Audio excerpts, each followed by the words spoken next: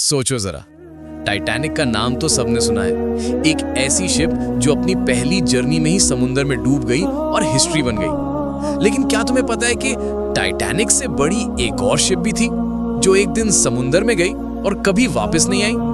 ना कोई सिग्नल, ना कोई डेब्री, ना एक भी सर्वाइवर, बस एक दंत कथा बन गई, the ship that vanished without a trace. ये कहानी है SS वाराटा की, जिसे 1908 में बनाया गया था और टाइटैनिक से भी पहले दुनिया की एक लग्जरी ओशन लाइनर मानी जाती थी। उस वक्त लोग कहते थे ये है टाइटैनिक का एल्डर सिस्टर, एक फ्लोटिंग पैलेस जिसमें grand dining halls, shining chandeliers और रॉयल कैबिन्स थे। एक ऐसी शिप जहां सिर्फ ट्रैवल नहीं बल्कि स्टेटस मिलता था। 1909 में वाराटा अपनी सेकेंड वॉयज के लिए साउथ अफ्रीका के डर्बन पोर्ट से सिडनी के लिए निकली।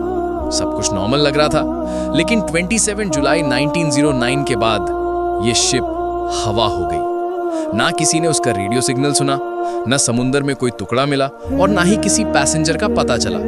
ओवर 200 लोग बस गायब, सर्वाइवर्स 0, क्लूज नन। और इसी वजह से SS वाराटा को लोग ने कहना शुरू किया the ghost ship of the Indian ocean. Search missions हुए 1909 से लेकर आज तक।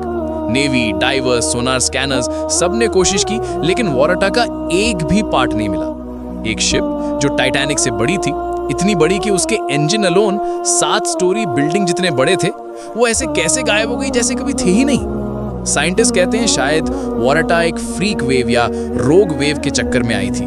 वो समुद्री जायंट वेव्स जो 30-40 फीट तक ऊंची होती हैं और पूरी शिप को 1 सेकंड में निगल जाती हैं।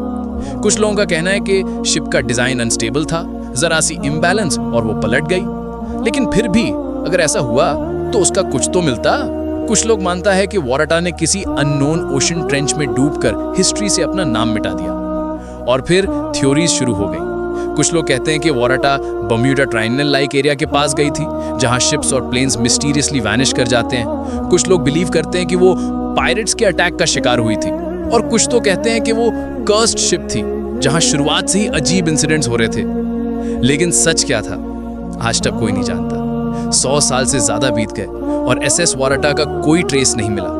आज भी इंडियन ओशन के वेव्स के नीचे कहीं शायद वो शिप वहां रेस्ट कर रही है, अपने 200 सोल्स के साथ एक साइलेंट ग्रेवयार्ड में। सोचो जरा, एक ऐसी शिप जो टाइटैनिक से बड़ी थी, लेकिन टाइटैनिक से भी ज्यादा मिस्टीरियस बनी। जहां टाइटैनिक का रेक आज म्यूजियम बन गया, वाराटा का नाम बस हवा में एक कहानी बन गया। और ये कहानी हमें एक चीज सिखाती है कि चाहे टेक्नोलॉजी कितनी भी बड़ी हो, नेचर के सामने इंसान अभी भी छोटा है। समुद्र के पास अभी भी ऐसे राज हैं जो शायद कभी सामने ना आ सके।